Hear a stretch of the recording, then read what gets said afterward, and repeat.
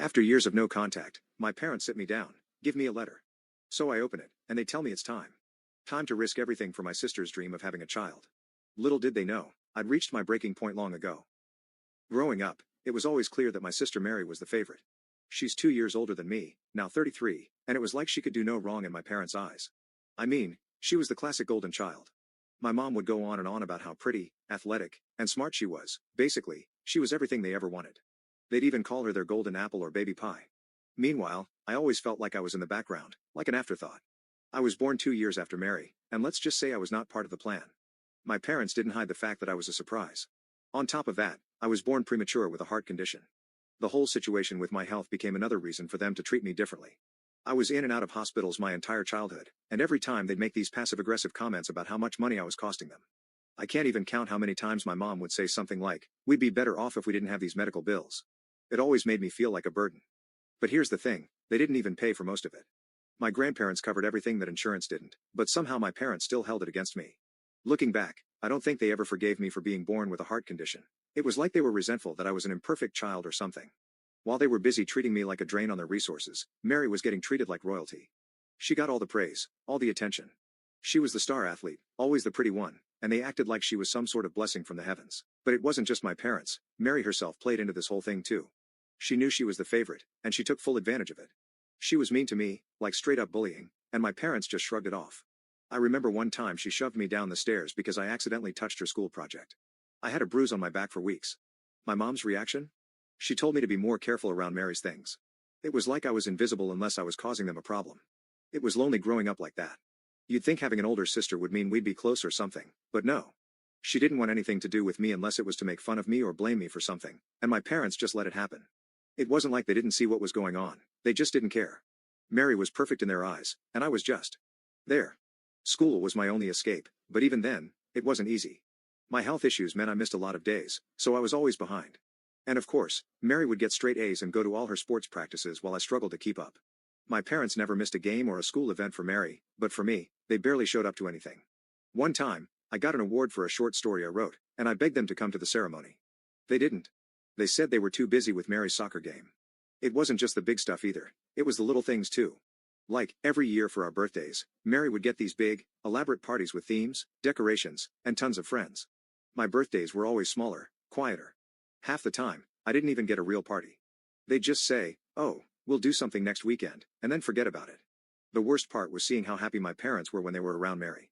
It was like they became different people, they smiled more, laughed more. When it was just me and them, there was this weird tension, like they didn't really know how to act around me.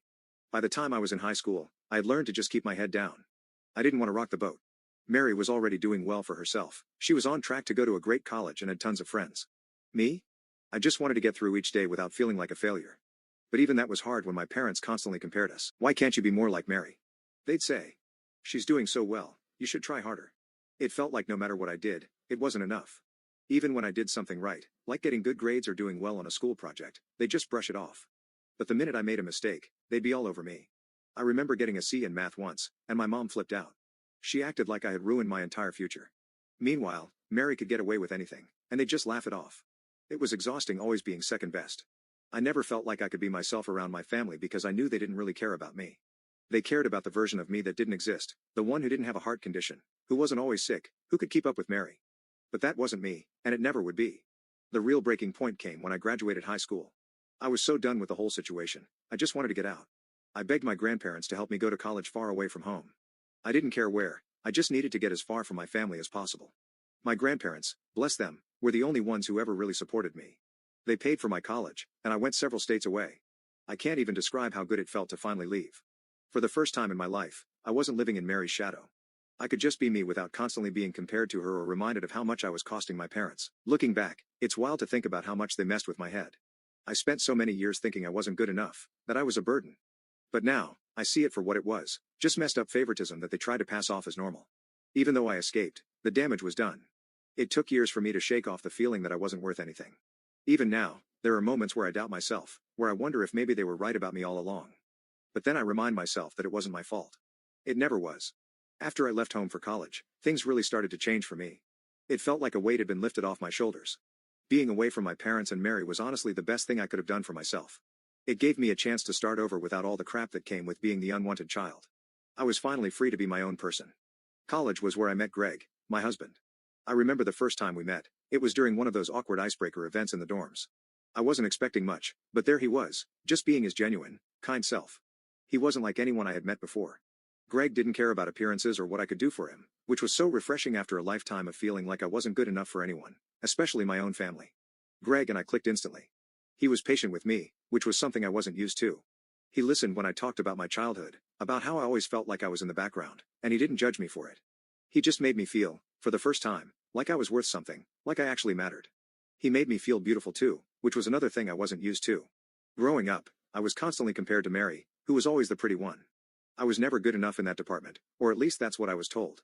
With Greg, I didn't feel like I had to compete with anyone. He loved me for who I was, and for the first time in my life, I started to believe that maybe I wasn't as worthless as my parents made me feel.